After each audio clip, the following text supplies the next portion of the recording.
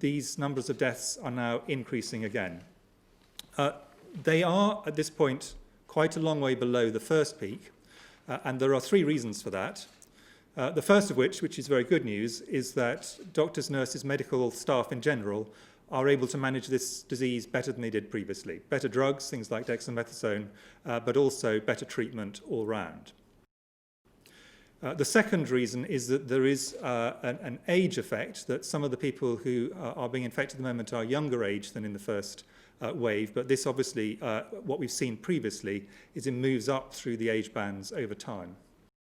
But the third reason is that deaths are much delayed. So what happens is people get infected, there's then a delay before they get ill enough to go into hospital, and then there's quite a long delay before some people sadly die. We will unfortunately see, because of the spike in people going into hospital from the last slide, we will inevitably see an increase in number of people who die of this disease as we go into the rest of January.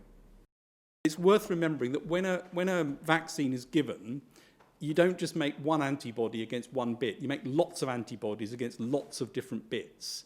And so it's unlikely that all of that would be escaped by any mutation. It's more likely that if there's an effect, it's a sort of minor effect to decrease the binding or decrease the efficacy of the vaccine. But we don't know yet for the South African one. That needs to be looked at. But it's a theoretical risk. And every time we see a variant, that's going to be the question that comes up, and it needs to be looked at. But at the moment, you'd say that the most likely thing is that this wouldn't abolish vaccine effect. It may have some overall effect on efficacy, but we don't know.